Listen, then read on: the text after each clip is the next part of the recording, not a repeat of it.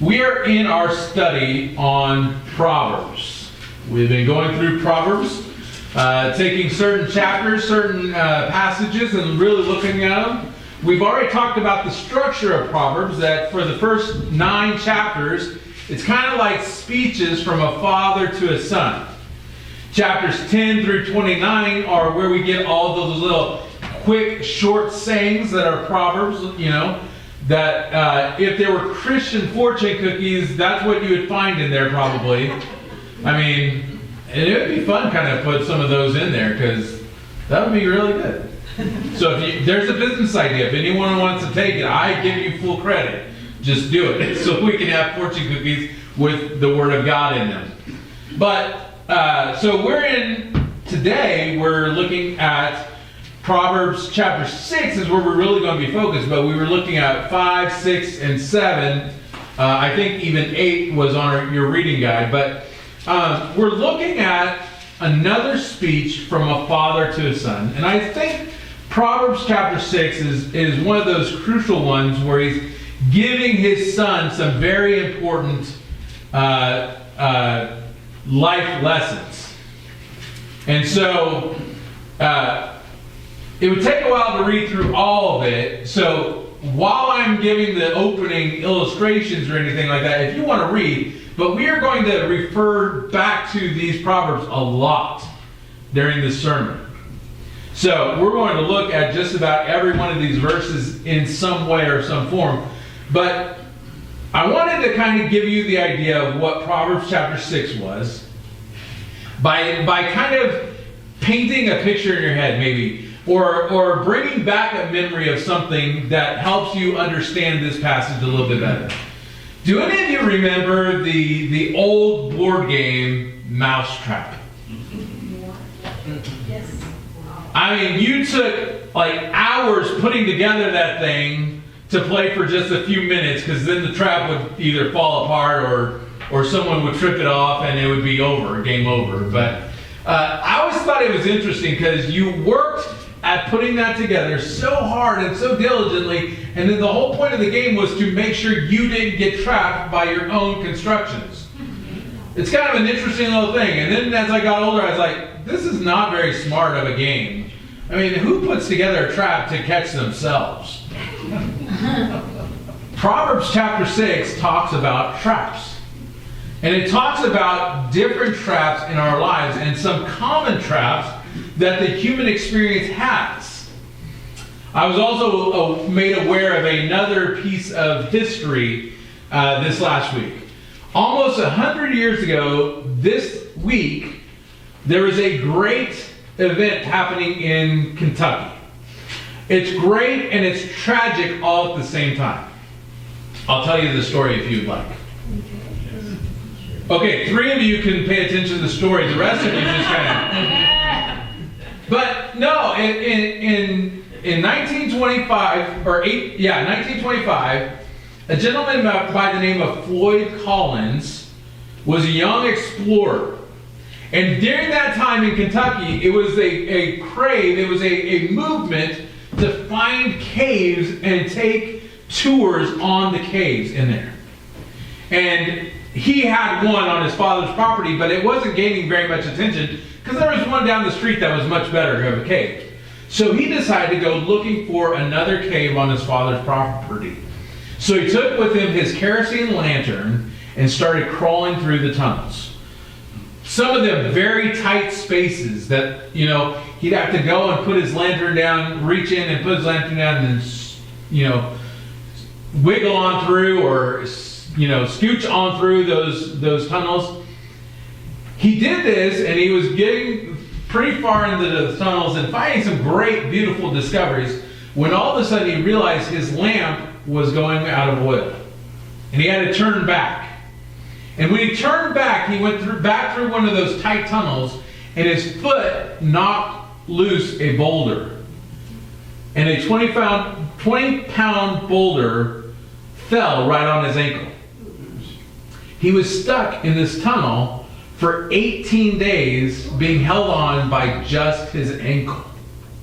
Everything else was free to move, but he couldn't get out because of this trap of the boulder on his ankle. And what makes this tragic, but yet speaks to the human experience, is the fact that during the 18 days that he was stuck down there, it became a carnival atmosphere on the father's property.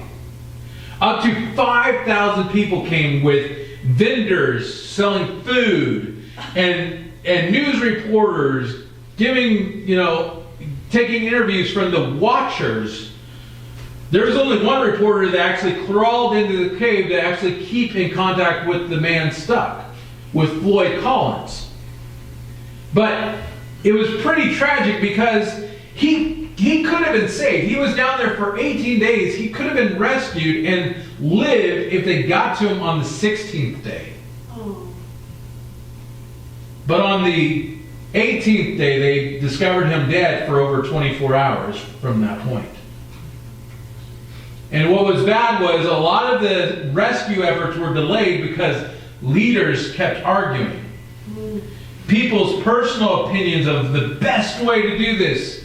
Or they were caught up in the carnival atmosphere. It was a trap, not only for Floyd Collins, but it was a trap for everyone else watching as well. And it's a very tragic story. And Proverbs chapter 6 talks about 4 different traps that we will find ourselves in. But one of the things I want to point out that all of Proverbs kind of leans to is it has a basic understanding that one thing is very clear: sin kills. Sin kills us. And sin is a trap, the Bible tells us. In Hebrews, it tells us that it's a snare, a trap that easily entangles us, easily catches us up and trips us up. And Proverbs illustrates that in a lot of different ways. And here, it's pointing us exactly to that same point. It's making it very clear that these traps of sin that we're going to talk about will eventually kill us if we let them. It kills us by trapping us in a vicious cycle. Have you ever noticed that when you get caught up in your sin, caught up in your wrongdoings and the things you know not to be good, when you get into that mode of sin, it's harder to get out of because it's just easier to give into the cycle of sin.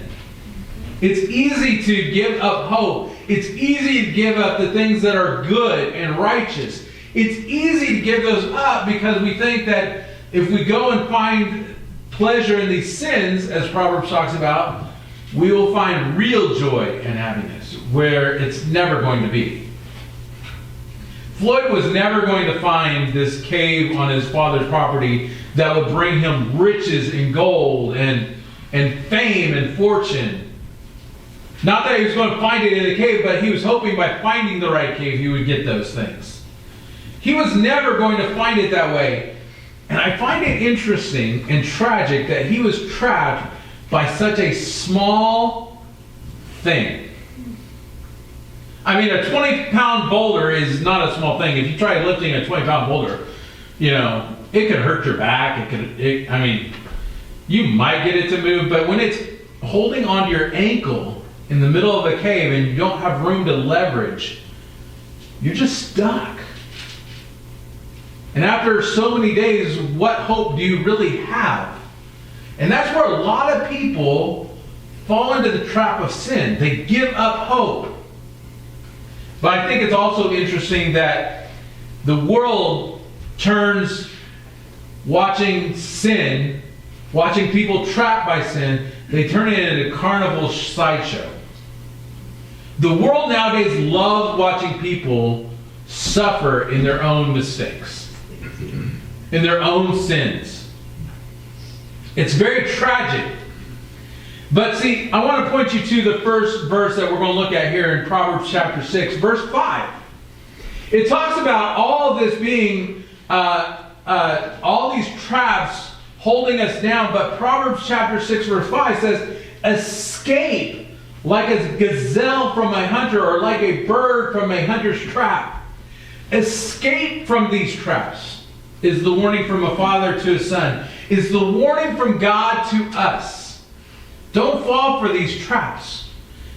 And if anything, we're going to look at the different traps, and we're going to look at the different escapes that Scripture points out to us.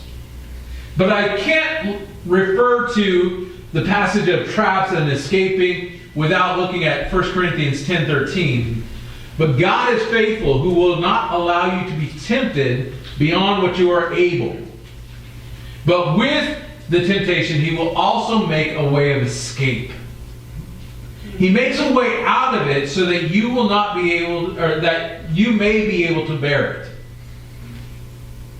God always makes a way for us to escape. He won't keep us from those temptations, but with the temptation, He provides a way out. All these temptations that we're going to look at today are temptations we're all going to face, probably regularly in our lives. But with it, God makes a way of escape if we just look to God. He has the plan to already dig us out of the hole, to give us hope, to hold on just one more day, and then we will be saved. And so, as we look at these, I want you to remember that I'm not trying to discourage you, but I'm trying to show you from Scripture, from this Proverbs chapter 6, that these traps are out there, but more importantly, God provides us with a way of escape if we just pay attention. The first one, let's look at the first trap. It's here in verse 1, chapter 6, verse 1. It says, "My son, if you have put up security for your neighbor or entered into agreement with a stranger, you have been snared." What's another word for snared? Trapped. By the words of your own mouth. Trapped by the words from your mouth. I think it's interesting that he says it twice there. But he says, verse 3, "Do this then, my son, free yourselves, for you have put yourselves in your neighbor's power. So go humble yourself and plead with your neighbor. Do not give sleep to your eyes or slumber to your eyelids." And then that verse, "Escape like a gazelle or a bird." And so I find it interesting, the very first one here, the first trap that we face is debt. I mean, our financial interactions, that's what he's talking about here. If you put up security for your neighbor, if you've signed on with a loan or co-signed a loan, if you've given money to a neighbor, or you have indebted yourselves, if you've entered into an agreement with a stranger, I mean, isn't that almost all of American debt today? You've entered in agreement with a company. They don't care about you personally. They have no reason to care about you other than getting your money. And they have some sneaky ways of getting it. Trust me. So here it's talking about, the father's talking to his son, and he says, the first trap here is debt. Your financial interactions. I found this interesting as I did my research on this. 80% of Americans are in debt right now. And that's any kind of debt. I mean, so I'm sure that there's a lot of us in here that we have mortgages. We have maybe car payments. But it's also counting in student loans and credit cards and other agreements that we've made financially that put us in debt to someone or something else. And so 80% of us are in debt, and the average debt that the Americans take, now this is counting all Americans, so some of you that don't have any debt, thank you for lowering this number for us. Even though we don't benefit from, you not having any debt. But anyways, this number is lower than actually it's supposed to be, because there are 20% of Americans that don't carry any debt. They pay off their monthly credit cards every month. They have made sure their mortgage is being paid down, and they pay it off early. And they don't have a car payment.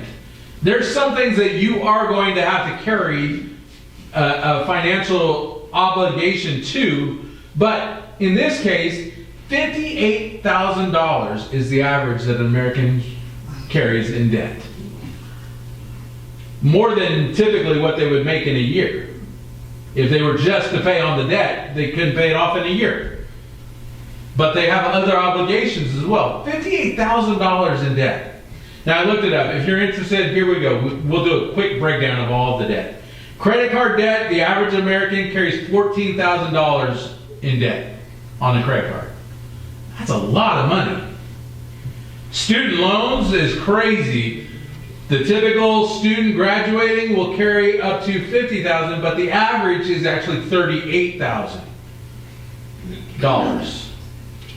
$38,000 that they will have to pay off. And by the time they pay it off is when you get up into the $50,000 and $60,000 range. Automobile, they usually carry $31,000 in debt on a car. A car! That's crazy. And mortgages nowadays are just ridiculous. But the average, and you got to think Texas and some of those wonderful places that have little, houses cost so little nowadays. But the average American carries over $200,000 in a mortgage debt. You add all that up, and that's a lot of financial burden. There's no wonder that Americans are stressed by their financial obligations, and they're not able to think about things beyond, can I make enough to pay off my debt? They don't have enough to think about, retirement nowadays. They don't have enough to think about, how much I can afford for a vacation, or maybe to give gifts to grandchildren, or, to bless your children with an inheritance. That's not in the scope of most Americans because they're carrying this debt. But here's the answer. Verse 3. Do this, my son, and free yourself. I looked at that word, free yourself. Fight to be free. Escape like the gazelle or the bird. What do they do? Have you ever seen a deer or an antelope or a gazelle trapped by one of the hunters' leg traps or nets or something like that? What do they do when they're trapped? Do they just give up and lay down? No. They will fight. They will fight to the very last breath. Some of them fight so much that they cut off their own leg just to get away. But they would rather be free and injured than to be stuck in a trap like that. Birds, if you try to catch birds, man, they will fight you, and they will keep fighting. And I think about my wife's stories of butchering chicken. Man, they fight even after the day. Man, they're mean. But when we're dealing with financial debt, that's the attitude we need to get to. God is saying, listen, don't fall into the trap of debt. And I need you to hear me right. I understand there's sometimes that we have no choice but to go into debt. Our first debt that took us so long to get out of was medical costs. And notice that the study I looked at didn't even count into medical costs. Medical costs are outrageous. And they sent us into debt when we had our first child. And now with COVID and the cost of a lot of those things, man, we sometimes don't have a choice but to go into debt over those. But when you find yourselves caught in that trap, fight to get free. Struggle to get free from that debt. Fight in such a way. And when I think about that, I looked at all the financial advisors, Dave Ramsey and the Crown Financial, and even secular financial advisors. What they tell you is that sometimes to get out of debt, you have to make sacrifices to pay it off early and to get free from that obligation. I found also that with some of those some of those medical debts, if you just ask the hospital, sometimes they negotiate a price with you. Sometimes. I'm not saying that you should try to wiggle out of your debt, but sometimes if you get into that situation where you can't afford to pay it off, sometimes the hospital or the medical offices will work with you. And I find it find it very interesting that Proverbs 6:3 says, go humble yourselves and plead with your neighbor.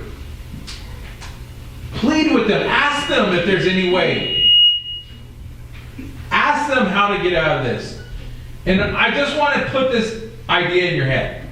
Could you imagine? So I calculated the monthly payments for debts based on averages. Over $1,200 in monthly payments just to debt. Some more, some less, but could you imagine what you could do with $1,200 more a month? What type of missions would you be given into? What type of things would you be able to do if you didn't have to worry about your debt? But let me also say this, that when saying that we have to sacrifice some things, we have to give up some things to pay off our debt, there's a couple of things that the Bible tells us we shouldn't sacrifice on. And that is our personal savings, because that's what's going to save us from getting further into debt. And also, don't give up on giving your gifts and your tithes and offerings to God. Honor God with the first fruits, and with it, the rest, He will be able to guide you on how to give it the proper way. But I find it interesting, the very first one this father talks about is debt. And our nation struggles with debt. And I'm not even talking about the government. Don't even get me started on that. But let's look on to the next one.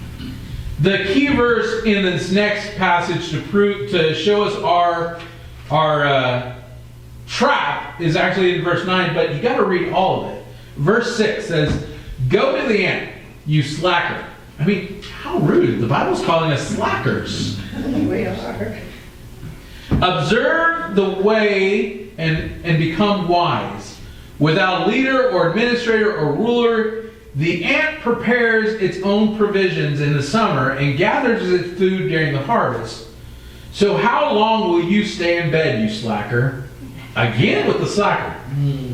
"When will you get up from your sleep? A little slumber, a little folding of the arms for rest, and your poverty will come like a robber, and you will need like a bandit." I mean, this one, the father is talking to his son, and that word slacker repeated over and over. You lazy. To steal it from previous generations, you lazy bum. I mean, and that's rude to call us lazy and to call us slackers, isn't it? This is the Word of God. This is a father teaching a son. I found it interesting. Our founding fathers of the United States, our founding fathers considered some of these things to be lazy. Laziness itself was considered to be a vice, a trap.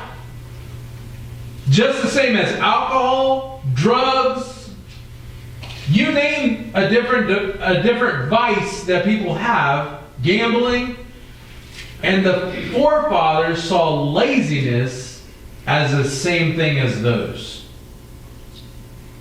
But I've never found a lazy anonymous club that I can join. I kind of figured it'd be hosted at Lazy Boy. There was no group meeting there that day, so I just sat down and waited. But laziness, our laziness affects our economy. I mean, our laziness affects our attitude. Laziness affects our health. And you can see it in our society today that laziness is a plague that is coming on our country. We don't have the same work ethics as previous generations. And not to say that the younger generations don't work, but they haven't been taught how to work hard in the right ways. They work hard at a lot of things that don't really matter.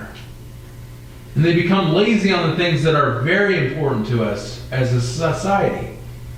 And God's word says laziness is a trap. Do you ever notice that your bed sometimes feels like a trap?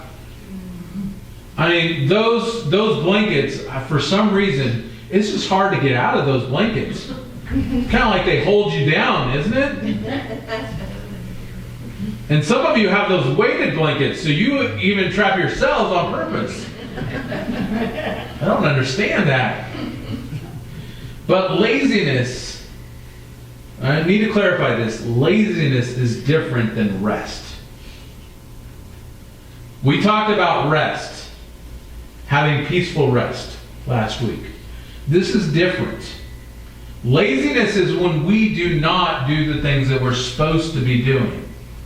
We do not pay attention to the things that are important, like our marriage, like raising our children, like our work. We don't pay attention to our neighbors and to our community. We just go in the garage door, shut it down, and say, I'm safe in my own home. I don't care about what's going on in the rest of the world. It's a sign of laziness. And God gives us the answer. The Father gives the answer to the Son in verse 8. It prepares its provisions in the summer. It prepares for things. Instead of being lazy, work hard to prepare for things, and then at the right time you will be able to rest. And rest is different than laziness. I always remember this. When I was young, my parents always had a thing, and I always saw Saturday as the day of rest, right? Really what I wanted as a kid was that's a day when I get to go play and do the things I want to do. I rest from my parents on Saturday, was what I was thinking. But my parents always had this rule that we got up, and that Saturday they would decide what chores we were going to do, and they always had the rule, if you get your work done, then you can have fun. If you get it done, you can go. You can go do what you want. You can have the fun that you are looking for, but get the work done first, and then you can have your rest and relaxation. So, just like the farmer or frontiersman, you know, they have all these shows about like Alaska Frontier and all this kind of stuff. And I always find it interesting. They only show those episodes from like March to August, maybe October. I'm like, what happens the rest of the time? They can't do anything in Alaska because it's time for rest. But they work hard from sun up to sundown in Alaska. It's, you know, especially up northern Alaska, that sun up to sundown can be all day long. It's not like around here. I mean, we, you know, sundown right now is at 5 o'clock. We're good. Go home. But for the frontiersman or the farmer, they work hard during the season so that they can rest for a season. And that's the answer. That's the escape of laziness, is prepare for times when you're not going to be able to work. Prepare for times when you need to rest. Today, our society does not allow us, or we do not prepare enough to be able to take time off if we get sick. Or if we run into problems. And our employers, our businesses in the U.S. don't really help us either. But it's a trap. It's a vicious cycle that we will enter into. And it's a sin to be lazy. But it's God's plan for you to learn to rest. And so preparing for retirement is one of the biggest things. Just so, and 1 Timothy tells us this, that when you retire, if you prepare right, if you prepare in the right kind of way, when you retire, it's not a time just to give into, you know, doing whatever you want, but it's a time where you can serve the Lord even more. And I don't say that to guilt you, because some of you are retired and you can serve the Lord and still have time for rest. But the plan of God is that when you retire, you're freed up from the obligations of most of society to do even more for God, to pray for people more, to serve people more, to honor God more in your everyday life. So let's keep moving on. I think I went down that rabbit trail long enough. The next trap we see is here. It's from verse 12 all the way verse 25 or 24 really. But it's basically talking about dishonesty or deceitfulness. Let me read you some of these things. A worthless man, a wicked man, goes around speaking dishonestly, winking his eyes and signaling with his feet, gesturing with his fingers. His plots are evil. With perversity in his heart, he stirs up trouble. Therefore, calamity will strike suddenly, and he will be shattered instantly beyond recovery. And it keeps going on. I want to clear this up. Verse 16 through 19. This is what the Lord hates. The Lord hates 6 things, but in fact, 7 are detestable to him. Arrogant eyes, a lying tongue, hands that shed innocent blood, a heart that plots wicked schemes, feet eager to run to evil, and lying witness who will give a false testimony, and one who stirs up trouble among brethren. These are not the 7 deadly sins. That's a Catholic tradition. But these are 7 sins that God hates. And if you look at them closer, all of them have to do with being a dishonest person. Being a lying or deceiving person is this trap. And our society allows people of dishonesty and deceitfulness to come and stir things up all the time. In the business world, you might even be rewarded for being a deceitful person. But the Bible warns it is a trap. It's one that we should be cautious of, one that we should be aware of. This is the thing that the Lord hates more than anything because it stirs up trouble among brothers. When we try to lie and cheat and steal and deceive someone out of something, God says, what I hate most about all that is it causes problems between you. And God didn't create us to be at odds with each other, but created us to care for one another, to trust one another, to encourage one another. And we can't do that if there's deceitfulness in the relationship. So the trap is deceitfulness, a lying tongue. And I find it interesting here. He says it's a worthless person, a wicked person. Literally, this means it's an evil person. One of the worst kinds of evil is someone who is deceitful. Someone who lies. And a sign of a dishonest person, I looked this up by psychologists and all the other studies of social sciences. Signs of a dishonest person are speaking in absolutes. You always, or you never. You're not supposed to do that. You can say, well, most of the time or often.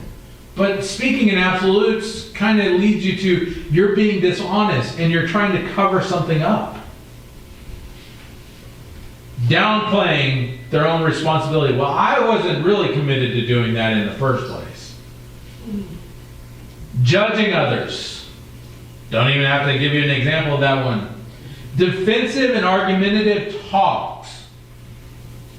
If they try to defend themselves to you when you try to confront them, here's what I saw in, or what I heard you say. And they're like, oh no, you heard me wrong. And they turn it back on you. That's a sign of a deceitful person. Talks a lot but says very little.